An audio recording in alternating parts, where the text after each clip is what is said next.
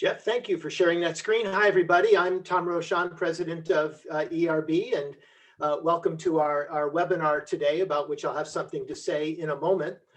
It's part of the ERB Spring Conference 2021, the latest edition, and true in many ways different, but nonetheless carrying on a tradition that goes back 90 years of ERB conferences, bringing together people who take data seriously as part of their institution's commitment to excellence. The grayed out part of the slide that you see in front of you are sessions that we held last week, including a keynote speech by John Jolla and some other sessions. Those sessions are available to you as recordings. If you missed any of them and looking at the topics now, you wished you hadn't. We had some terrific conversations with school administrators and with teachers last week on a number of topics. Today is how admission officers can support the school's DEIJ mission. I want to point out there are 2 additional sessions also focused on admissions, one tomorrow at 3 p.m. Eastern on lessons learned from the COVID admission season. My condolences to all of you who led an admission office this past week. You had to completely reinvent everything you knew from all prior experience. And then finally, way out in April, the new world of admission in practice and process. We thought it would be valuable to let some time go by for this admission season to fully conclude and marinate a little bit, and then bring together admission professionals to think about the future based on the lessons of this past year. In addition, there are a number of workshops on more testing focused topics. How to interpret score reports, how to use the new 360 access portal that gives you control over your data, and so on and so forth. Please go to the ERB website for information on those workshops. Jeff, thanks so much for showing that. But now about today's session. I want to start off by saying that in a prior lifetime, and actually a century ago, I was a professor and a scholar of social movements. And my biggest and final study of that topic involved looking at movements in America from the 19th century anti-slavery and temperance movements to the big movements of the 20th century, labor, civil rights, and the women's movements, and right up to the national conversation on sexual harassment that was sparked by Anita Hill's testimony in the Clarence Thomas confirmation hearings. And here's what I learned from that study that took me a decade to complete. Social and political change are not a constant. Instead, there are periods of movement and there are periods of cultural stasis. But during the periods of movement, we focus on problems that had previously been neglected, problems that often were invisible to large parts of the population. And we acquire a new language, new ways of thinking about things. We change our values, we change our behaviors, we change our expectations of others. Every institution is carefully examined during these times of movement. Political institutions and how they operate, schools and how they operate, testing organizations and how they operate. So that is why this conversation today that Kathy and Xiomara and Geordie will lead is so incredibly important. This conversation is part of history, and we all have an obligation to be part of making that history, because this is a time of movement, as you all know. It's a time when the things that we do right now are going to change people's lives for the better and permanently. It's a remarkable moment, and we're seizing the moment. So thank you all for being here and being part of it. Kathy, with that, I'd like to hand it over to you as chair of this panel to kick things off for us. Great, thank you, Tom. Hello, everyone. My name is Kathy Mitchell-O'Neill, and I'm the assistant head of school for enrollment management at Hawken School in Cleveland, Ohio.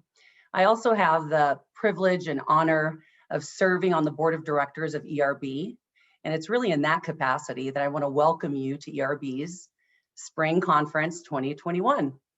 As Tom said, this session will focus on how admission offices can support the diversity, equity, inclusion or belonging, and justice mission and efforts at their schools.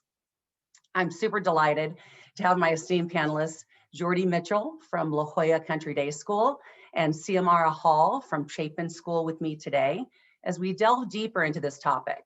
They'll both introduce themselves in just a moment, But please know that this session is meant to be engaging, and we want to learn from you as well. So we hope you'll contribute to the discussion by adding your thoughts and experiences via the chat feature here on Zoom. And please also, we want you to ask questions. Ask questions using the Q&A feature, and we will get to as many of them as possible. For your convenience, this session will also be recorded and made available to you after today. So since we only have an hour together, I'd love to ask our panelists to kick us off by introducing themselves at this time. Xiomara, can I ask you to go first? Sure. Thank you, Kathy. And thank you so much to ERB for inviting me to be a part of, an ongoing and important conversation that's happening today. I'm very excited to be here with Geordie and with Kathy and with all of you who are taking time to be with us. So as Kathy said, my name is Xiomara Hall. I am the Director of Enrollment Management at the Chapin School in New York City. Chapin is a historically all-girls school right in the middle of Manhattan. But also, as is the way in independent schools, you wear many hats. And so I'm happy to be an advisor and a club advisor and an advisor to the International Student Global Institute cohort that we have. But before Chapin, I think that it's pretty unique that I can say that I've done admissions and financial aid from nursery through higher ed. So beginning in 1997, I actually started in higher ed admissions and financial aid. I had a 10-year stint as a classroom teacher, but I find myself continually returning to the work of admissions and financial aid. And so whether it's 3-year-olds or 18-year-olds, I have been immersed in this work both at co-ed, single sex, and boarding schools. So it might just be a line of work that's chosen me because I seem to keep returning to it. Geordie?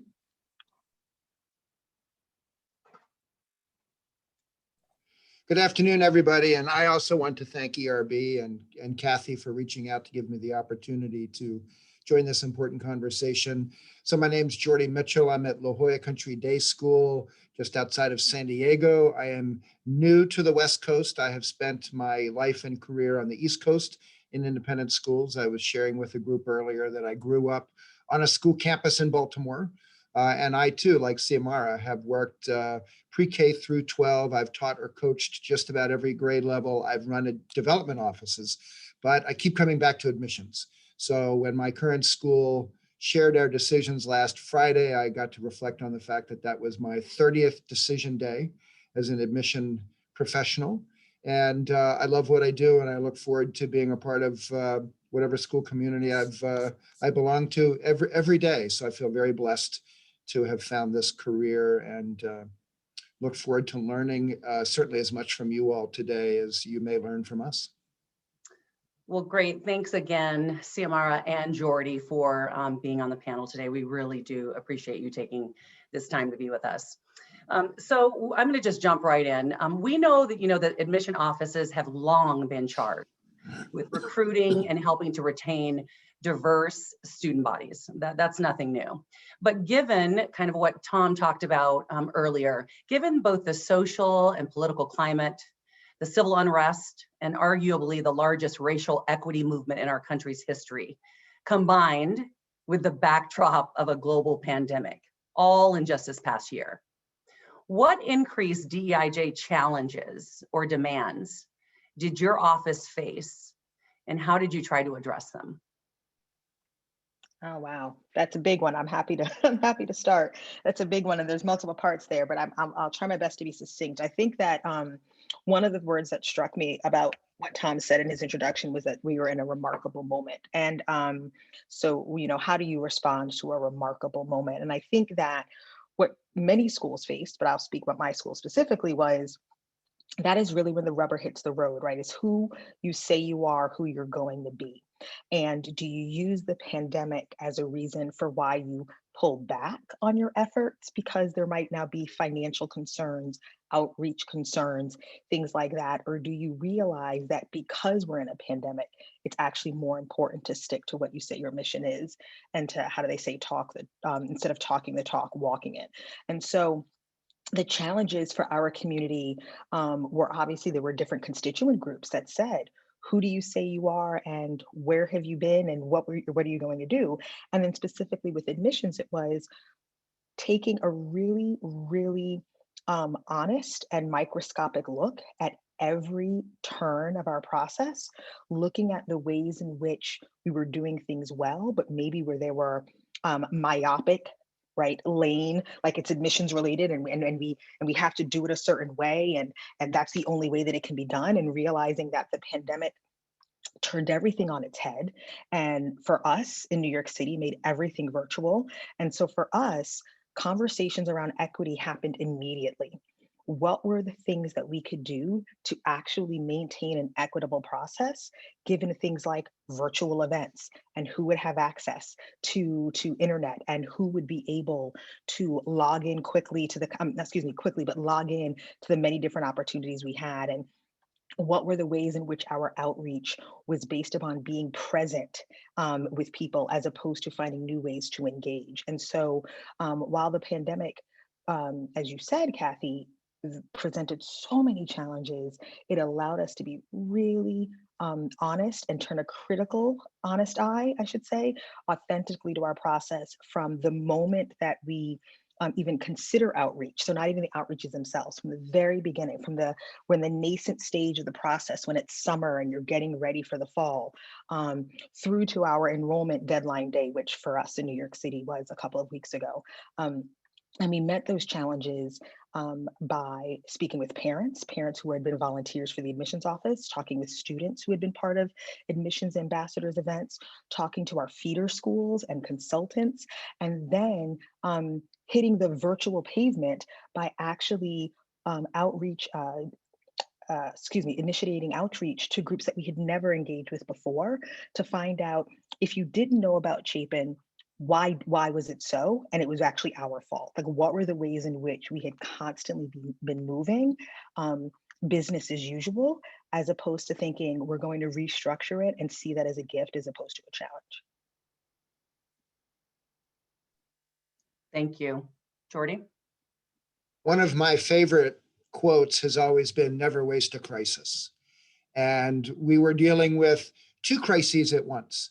And to Xiomara's point, it heightened our awareness. Even those of us who thought we were pretty focused on inequities in our office, the awareness of all of that just got amplified in significant ways, not just for our offices, but our schools.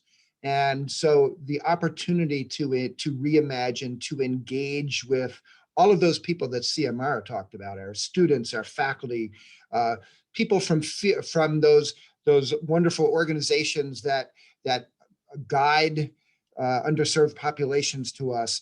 It was a catalyst for reimagining. It was a catalyst for just being hyper aware of everything that we did, and whether we were being inclusive, whether we were accessible.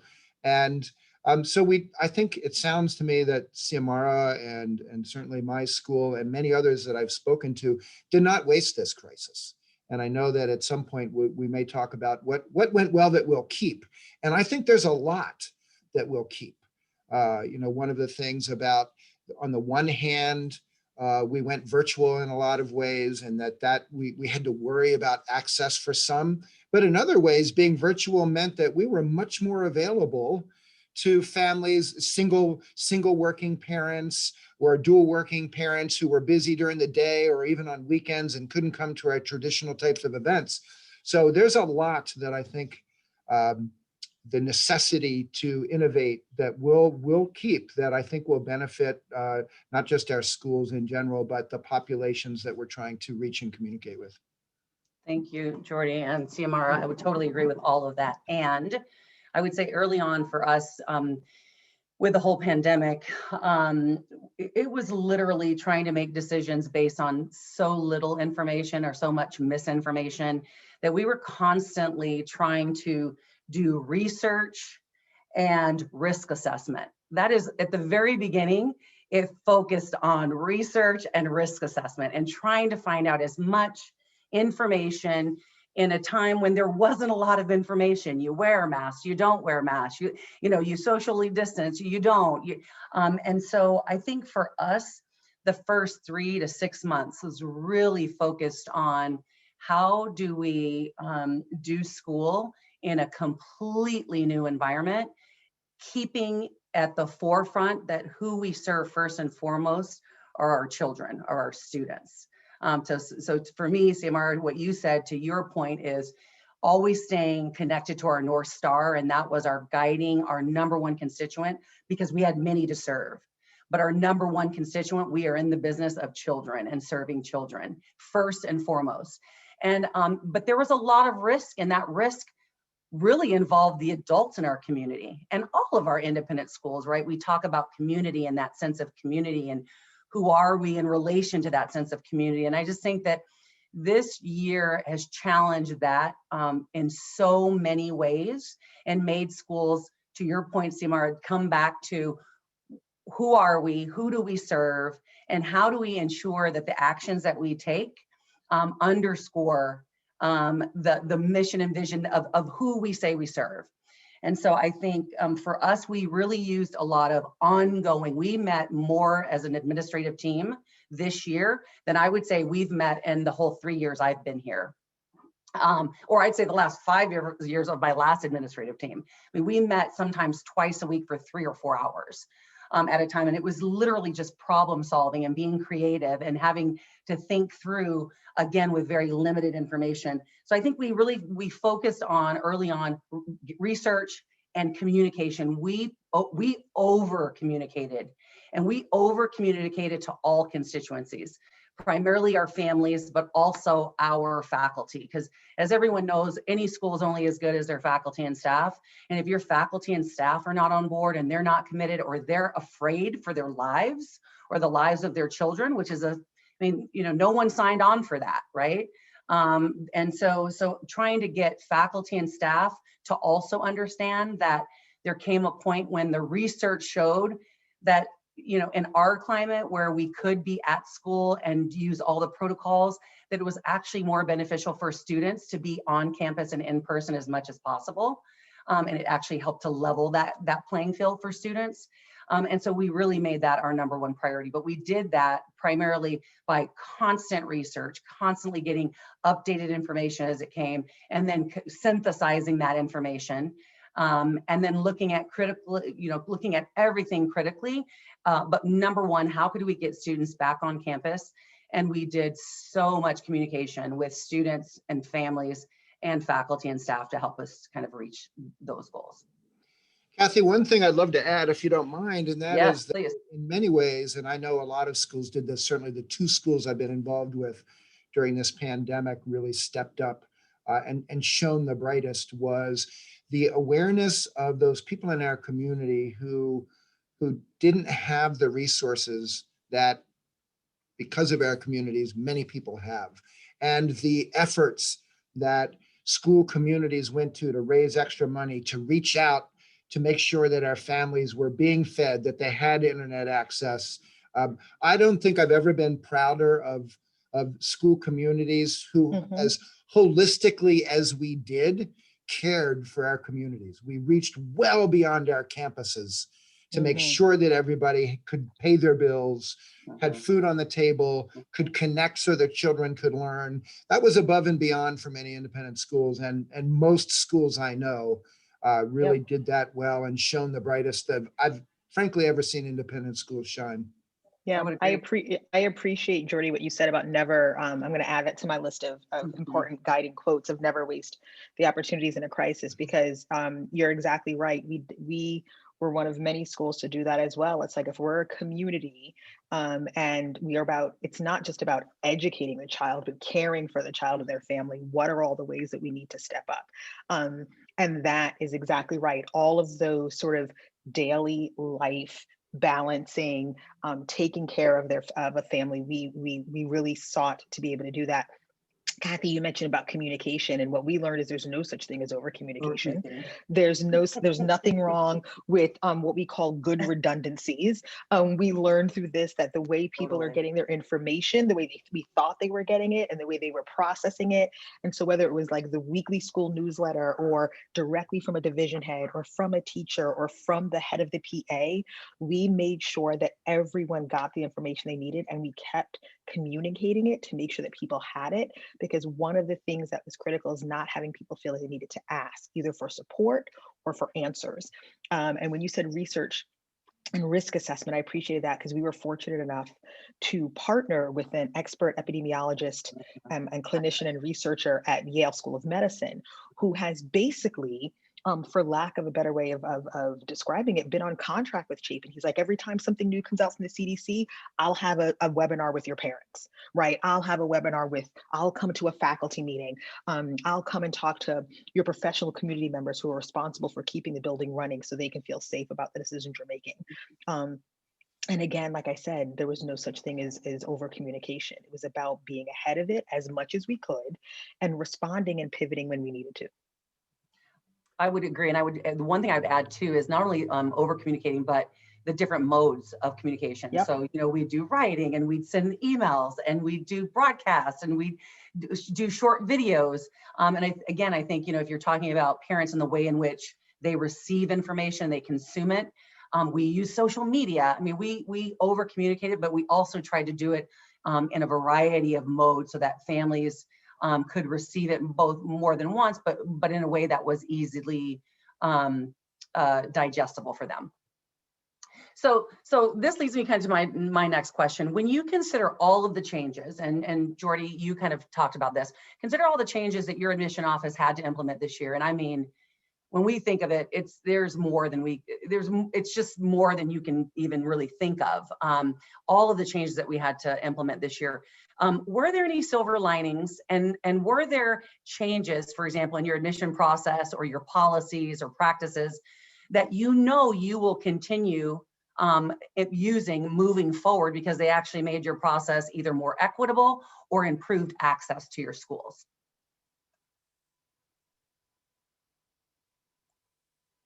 Well, without being able to have people on our campus, right, we all had to reimagine our outreach. And so the term I used at my school was, we're going to deconstruct open house, right? So instead of doing one big open house online, we took all the things that would be part of open house and we spread them around throughout the year. We did them in the evening.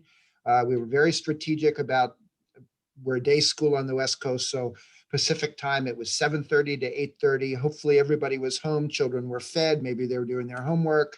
And we repeated a series of different panels in the evening, meet the head of school, learn about athletics, learn about the arts, learn about the lower school, middle school, upper school, et cetera, et cetera. And then they got recorded.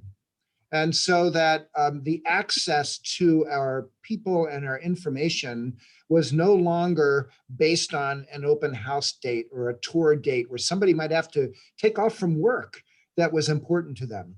And we have already discussed as a team that even if we do go back to a traditional open house, what we've done is not going to go away.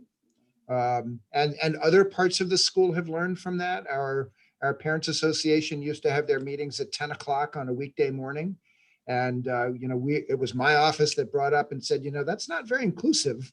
And now we've got these new models out where we can be virtual, we can change the timing of it. And so the lessons I think that we've all learned in admissions can easily be extended beyond that. But we're going to keep those virtual opportunities. They're easier for families, not worried about childcare, not worried about missing work. And I think that it never occurred to me until we had to do it, that how user-friendly that is to all of our families, but certainly a certain group of families for whom they have to work and maybe they're single parents and can't do a trade-off. So we will definitely keep those virtual opportunities to get to know our community. Definitely. I mean, I would co-sign on basically everything that Geordie just said, is that we we looked at, and I love that you said deconstructing, because that's what we did. We sort of uncoupled all of these things that we were trying to force into a 2-hour event when people came, and thought, wait a minute, we're free from that. And as a side note, for those of you who know anything about New York City, space is at a premium at all times. And so getting on the master calendar for an event and reserving a gym or reserving a dining room in the past, it would be admissions against advancement, against athletics, all trying to get like that Wednesday evening, right? And now we could all literally have events at the same time because we were doing them virtually. So I don't miss the calendar meetings that took months at a time when we were physically in person. But literally, everything that you said, Geordie, resonates with me. We started using evenings, we started using mornings. Some events we would run more than once, and if somebody was in a different time zone, whether it was California or Beijing, they could Zoom in, as opposed to feeling like I've missed an open house at Chapin because I can't physically be there. Even interviewing, if we had students, families knew they were moving from California or from London, we could schedule an interview at a time that actually worked for them, or they didn't have to miss time of their school day, because that's something about independent schools, right? You have to miss school to apply to a school, and that really isn't really supporting and centering children, is it? So by being able to interview a child in San Diego at 7 a.m. their time is fantastic for me, right? Because they don't miss school and I can keep going with the interview day. But yes, all of the online opportunities. And I will admit that there were moments where Zoom fatigue was very real.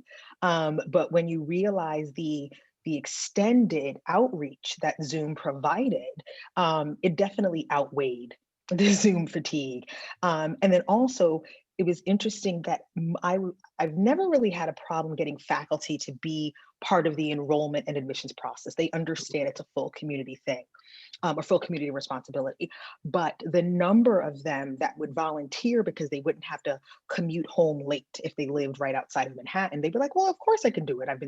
You're right, I'm at home. So it actually increased the number of professional community members that wanted to support admissions events simply because they knew that they didn't involve something taxing as far as like the physical commute on them. So we're going to be keeping quite a few of those virtual events.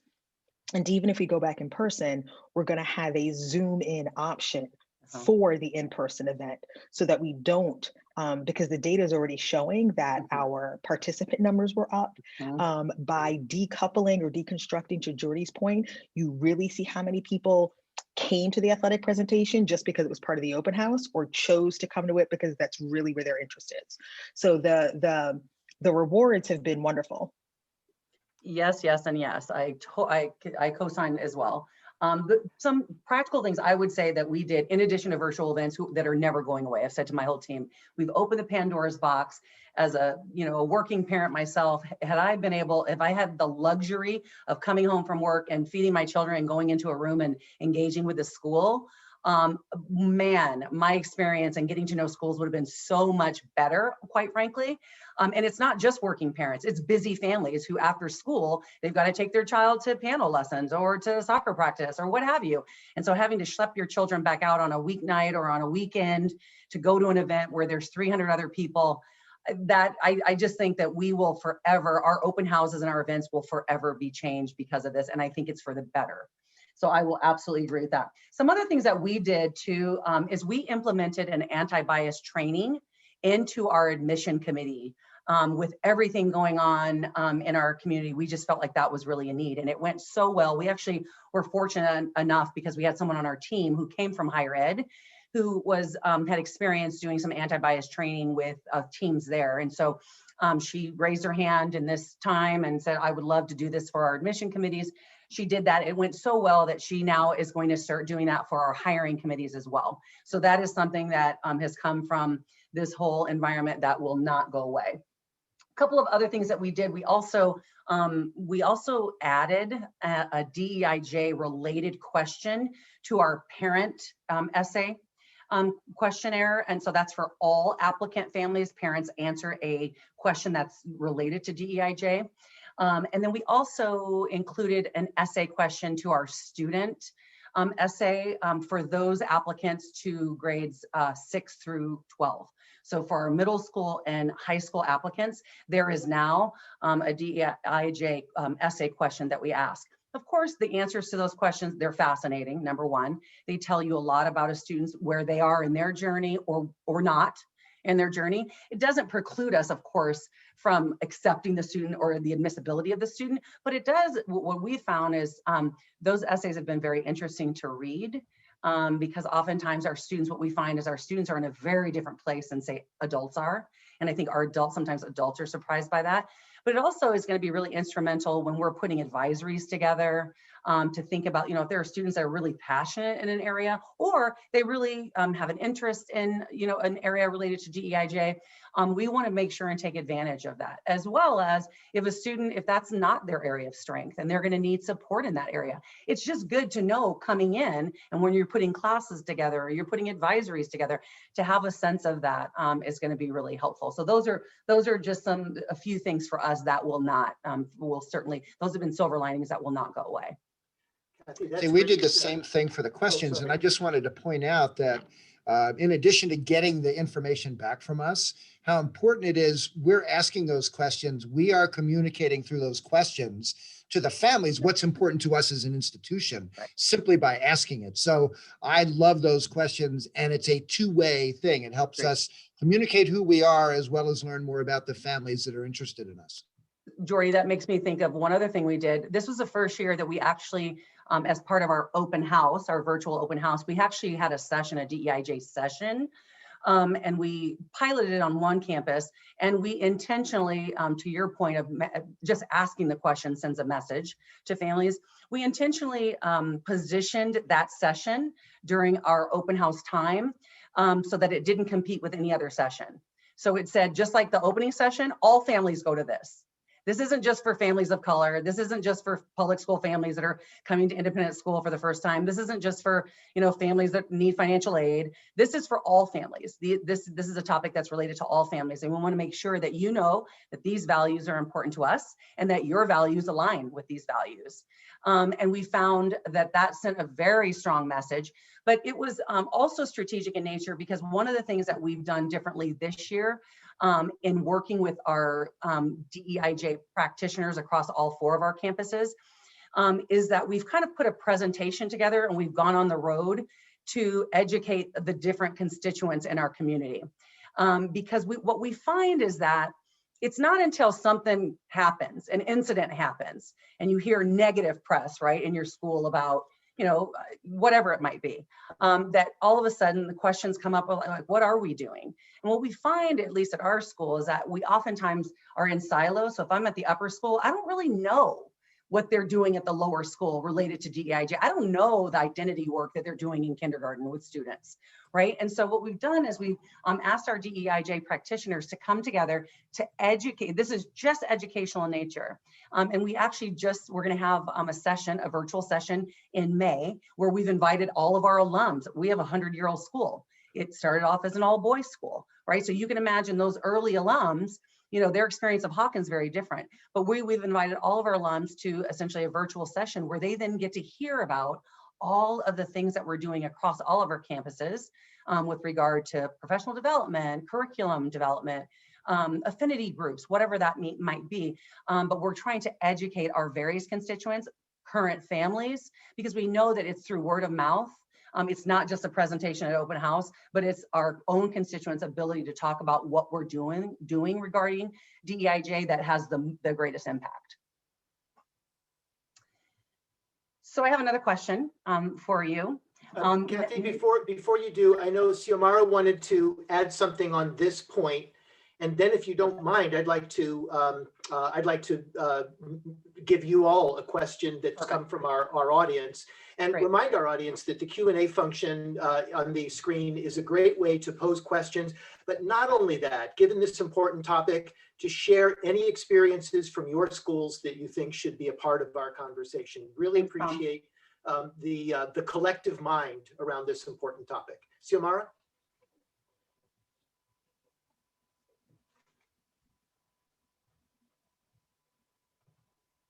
I think Xiomara got bumped off. We lost her again. She did. She got right. She said she was sending me little messages a moment ago. She got bumped and then got back, and I think she's bumped again. She'll be back in a moment. The question that I'd like, we have a couple of things from our audience, but the question I'd like to put to you first is reflects the fact that the inclusion and belonging reality of the school is really in hands other than yours. But there has to be, I'm sure, a lot of communication from the school leaders into your office. You're also school leaders, so don't take that wrong, and back, so that the outward facing messages and the inward reality are as aligned as possible. And that's the background for the question that came from an attendee, whether you did anything different this year or special this year to help new students assimilate into the school environment. And let me tack onto that the question of how are you and those who are responsible for the educational experience making sure that you are aligned at the highest level of inclusion and belonging that you can manage?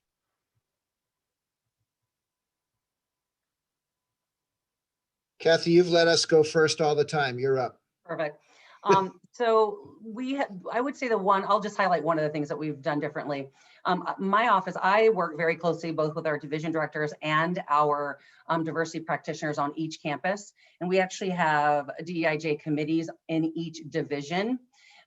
So one of the ways in which we try to ensure that the outward communication is as aligned with the actual experience of students and families is number one, being aware. So what I talked about earlier about educating not just myself and my team about what various practices we do regarding DEIJ on all of our campuses, but also making sure that our parents are aware of that and that our faculty are aware of what all we're doing is really critical in that process. I think that we all are very explicit in the language that we use when we talk about DEIJ, that this is a journey.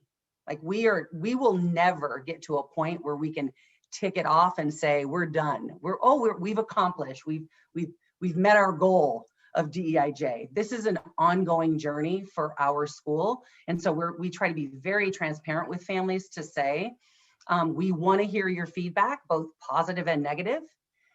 We want to be able to address your concerns when you're here, but we are by no means are we perfect. We are on this journey. We are working it day in and day out. And again, the number one, what we keep at the forefront is what's in the best interest of students. And we want to take care of each one of our students. And we know that their needs are different. And so we work and we want to partner really well with students and families to make sure that we meet the needs of their children. I think the most important thing, and we have this wonderful opportunity, those of us who work in admissions, that I have another saying. I always have a lot of sayings after all these years, but perception is reality in the eyes of the beholder, right? And oftentimes perception and reality are way off. Mm-hmm. So even internally, those people whose job it is to educate children and don't have an external focus can lose a bit of perspective. So I think the most important thing we can do is listen. Right? Listen to those families who are looking at our schools, listen to those families who didn't choose us, and give that feedback to those people in the school that says, hey, we are saying we want to be welcoming, inclusive community for certain families, but what they're saying to us is that's not what they are hearing, sensing, feeling, either through the website or their visits or from the people that they're talking to. So as we are collecting this information, which we do through the whole process, I think it's really important that we are listening, we're asking the right questions of these families, and that we are communicating the answers to our community so that there's some real-time feedback that we can be operating on. We need that feedback. We are on a journey. I think Kathy said it really, really well. We are on this journey, and the journey keeps changing, right? There's all these different paths that come up because of what's going on around us.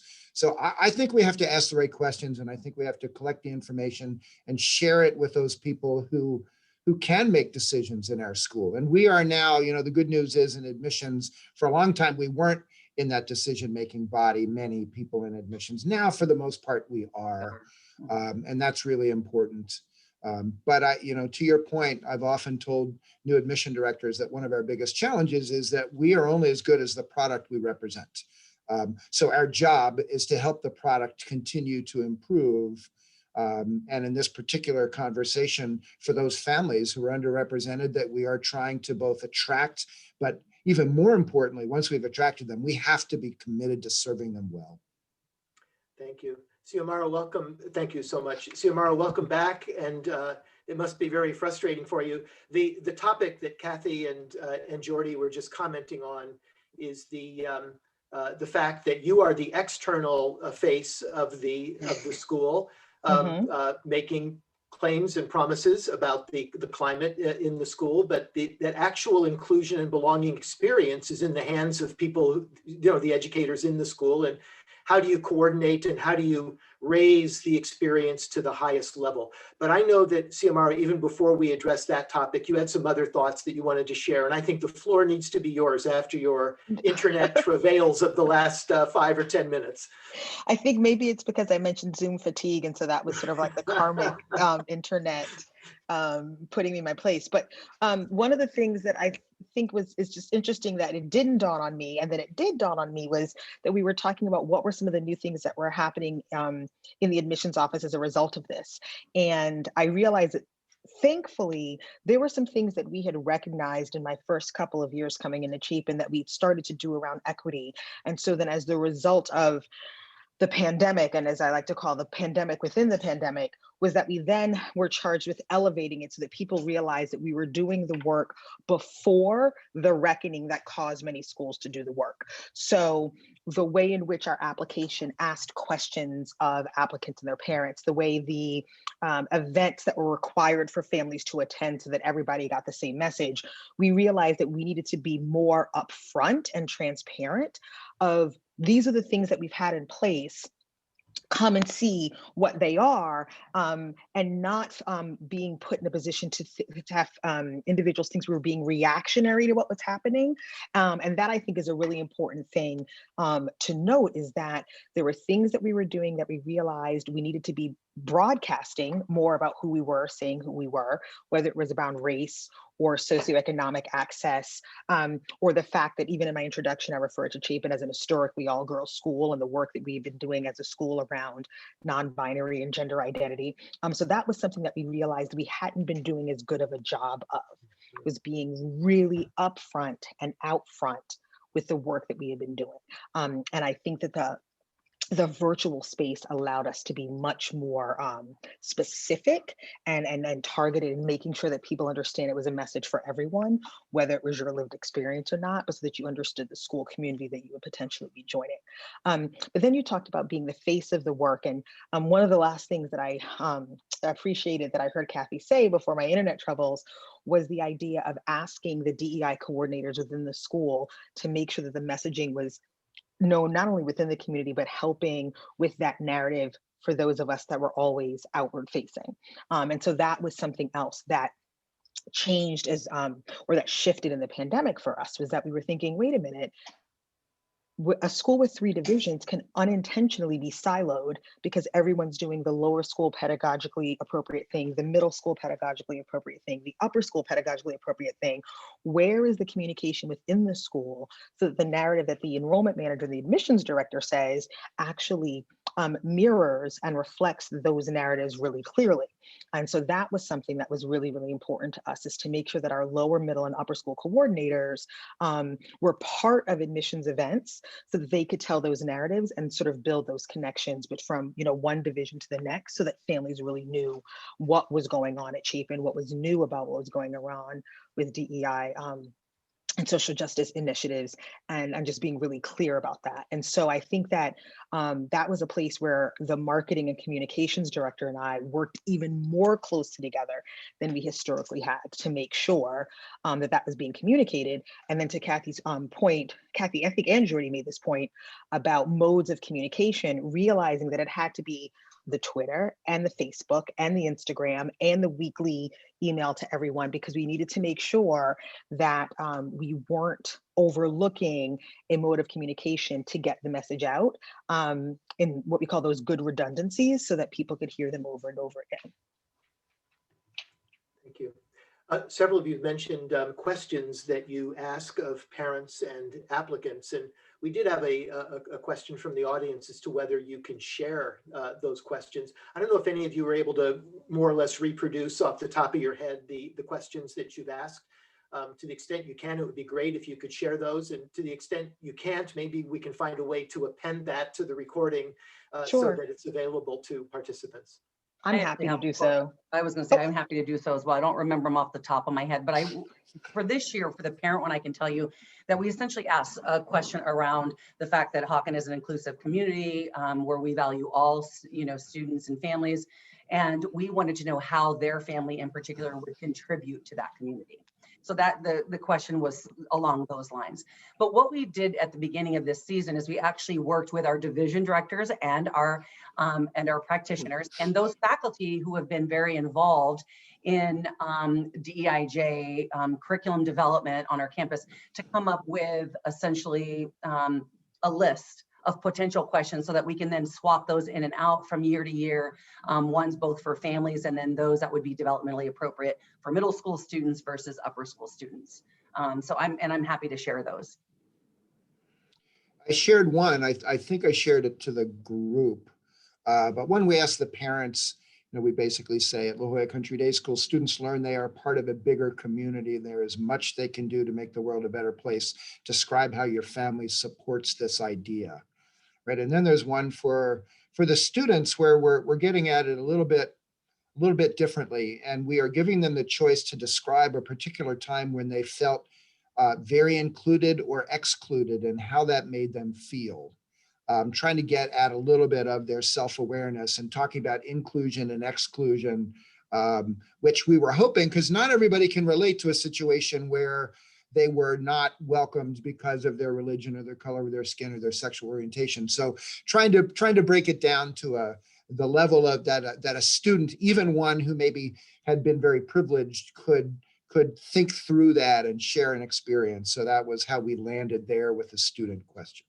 Mm-hmm. Our parent question was similar to what Kathy shared. We say that, through our events, you've learned what our mission statement is. This is what's important to our school. And then we said, how would your family support and contribute? That way we can kind of capture, kind of to Geordie's point, there may be a range of perspectives and lived experiences. And so we asked the parents that. And interestingly enough, we also asked the parents a question about their children. And we made a really interesting decision a few years ago to take out, for certain grade levels, not all, the parent interview. We thought if we could get parents to talk about their children in the way in which we're really sort of like wanting to see kind of that, the way in which they see their child, that would be really helpful to the committee as opposed to parents who prep for an interview. And so one of the questions is, what three qualities what three qualities about your child most inspire you? And what's been really interesting about that question is the parents who talk about the inclusive nature of their child, the stand-up nature of their child for one of their peers. And so, like I said, it wasn't written to be a question around DEI, social justice, belonging, but the number of parent responses that have said, I'm inspired by the way my child makes space for others, has been really, really telling. And so it's a question that we asked through one lens, and we've actually gotten quite a bit of really interesting information from parents who answer in that way as a result. So that's been one of the questions that's been really interesting for us to have. So inspiring to hear, because it's easy when you're in this world all the time to forget how much the moment of application to an independent school is a defining moment for a child and for the family and for the parents. And a moment where they say, who am I and what do I value and where do I belong and what do I care about? And the more we ask in that moment, people to reflect on their relationship to community and their relationship to standing up for others, as you put it, Xiomara, the more we're imprinting in that very impressionable moment that this is a part of the experience. It is not simply about academic excellence and going to a prestigious school and so on and so forth.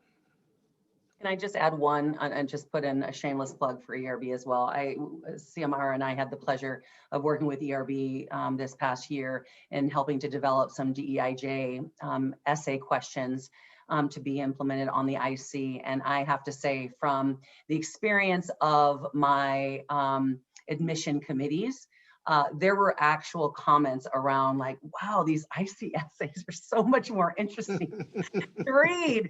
And again, typically, right, we would be looking at those essays because again, the value of those essays is they're not edited by parents. They're in the moment, they're writing those essays, they're on their own. And typically I would say that we looked at those essays just kind of for the mechanics. Is it a well-written essay? And we weren't really looking so much at the content. And so it was a far more valuable experience to be able to read those essays and really look also at the content of the essay, knowing that students are on a journey and they have different understandings. But knowing again that this was an impromptu, they didn't have any adult support in writing this essay.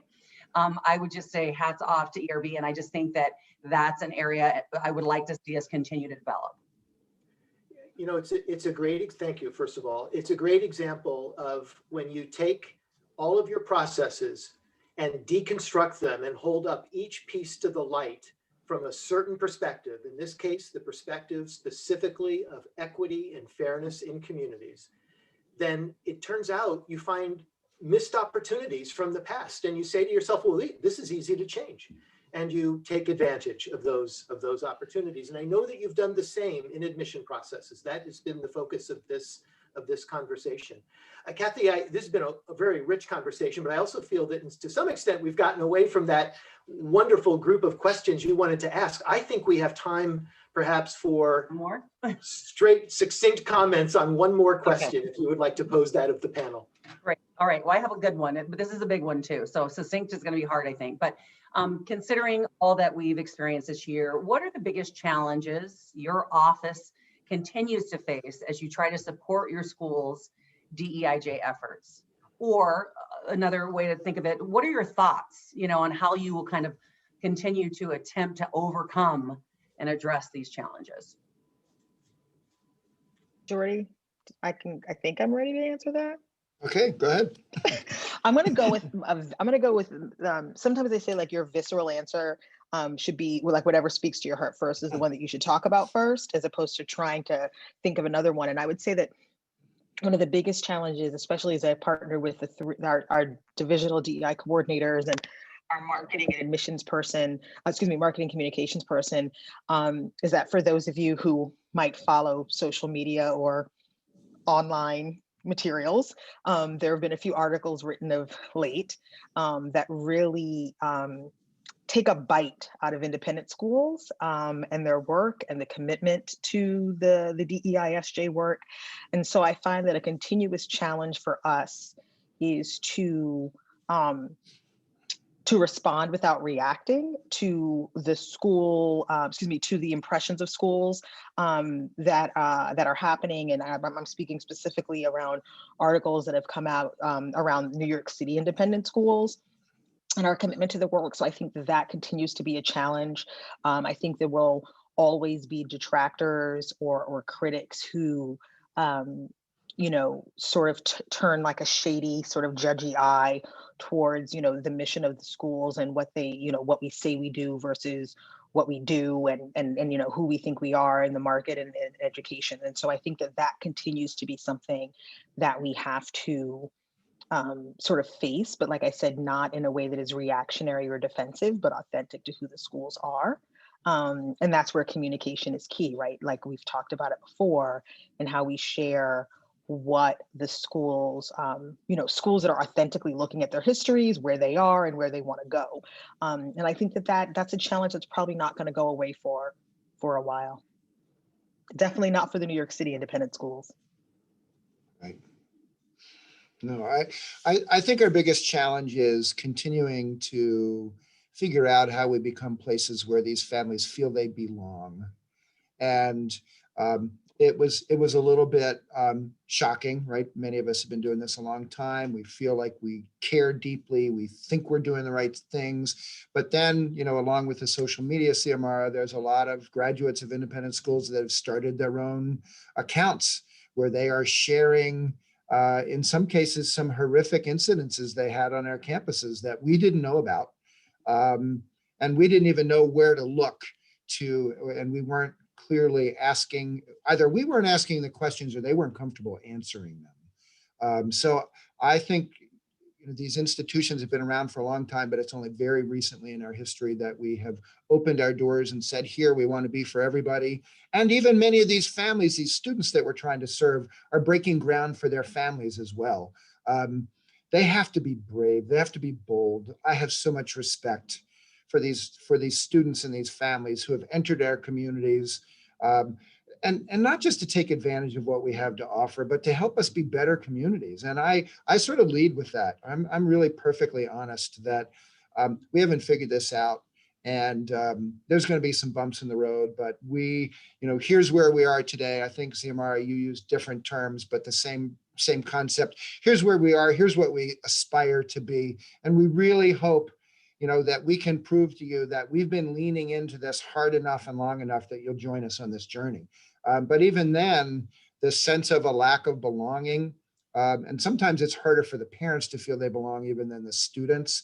I think that's our biggest challenge. And with COVID, with our being virtual this year for all of our new families, trying to create a sense of belonging and contact and relationships has been even harder. And I have to think that those families is who it's been hardest on, those ones that are new to this experience. They don't have a network of people who they can be talking to on a regular basis. I think that's our biggest challenge. At least that's what I see. And Geordie, I agree with you. And I think that and also for the families within our communities, where those spaces are where they are comfortable, that are also on their journeys, we need to make sure they understand that excellence is synonymous with inclusion. Agreed. I think that is still a shift that has to happen for some people in our spaces. And so I feel like the work that is interesting for us as enrollment managers is that we can bring in individuals understanding what our culture is, and what is happening within the school also needs to be part of the shifting in culture as well, right? And so once excellence is synonymous with inclusion, we would have made amazing strides. I would just add to both of those. I agree. And I would say there's both a challenge and an opportunity right now in that I think that there's real need. We've at least experienced so many more questions, quite frankly, from white families. I'm going to say something really provocative here. But, a lot of people, and certainly if you talk with people of color in independent schools who have been in independent schools anytime, oftentimes they will say a lot of the work that needs to be done around DEIJ is white people's work to do. Mm-hmm. And until white people understand their connection and need for this work, we're going to continue to not get anywhere. But I think that because of social media and all of the unrest that we've experienced this year, I think it's one of the first times, at least in my 25 years being in independent schools, where I've had a good number of white families asking, how are you going to prepare my white child, my privileged, comfortable, middle class, middle income, high income family, my white student, how are you going to prepare them to go out into the world and not be a Ken or a Karen with, I don't want to use the name, but you understand the memes, you understand, you're right. And I think that's real. I think that, to your point, Xiomara, we are not living up to our mission to be excellent educational institutions if we are not helping our white students need this. I would argue more than our students of color or underrepresented or underserved students. We are doing our white students a disservice if we don't give them the skills around cultural competency and being able to be comfortable and fluent in dealing with people from a variety of backgrounds. We are not living our missions of preparing them for the world that they're going to go out into. So I would just say that to me is the biggest challenge and opportunity, because I think right now, because the fact of all of these videos that have gone viral, and you see wealthy or successful white professionals whose lives are changed because they don't have the skills that they should have been taught, quite frankly, at least by high school. And they got caught on tape, and now their lives are forever different. And so I think that too is a real opportunity for all of our schools, is to think of how can we further engage white students, families, and faculty in understanding their connection, their importance, and their value in this work. Thank you, Kathy. Thank you all so much. And this shift in the definition of excellence, I think, is one of the great cultural innovations of this time that will surely stick. So it takes a lot of courage to pursue excellence and pursue a broadened definition of excellence. I think it takes courage to admit one's own shortcomings. I think in some ways it takes even more courage to admit the shortcomings of an institution that you love and you care about and you represent. And we're all, I hope, acting on exactly that kind of courage. It's a remarkable time. We can have a remarkable impact, and we're obligated to take advantage of this time and do it. So again, from the bottom of my heart, thank you for these comments in this last hour. Thank you, participants, both for being here and to bringing your questions and suggestions to us. Much appreciated. Hope to see you all tomorrow at our next session, same time, 3 o'clock Eastern. Aaron Muzansky of Harvard Westlake School in LA will lead a distinguished panel of folks reflecting on something that we talked about today as well, the lessons of the COVID experience for the admissions process. Thank you all again. Hope to see you tomorrow. Bye. Thank you, Tom. Thanks, Geordie. Thanks, Xiomara. Thank you. Bye-bye. Bye-bye.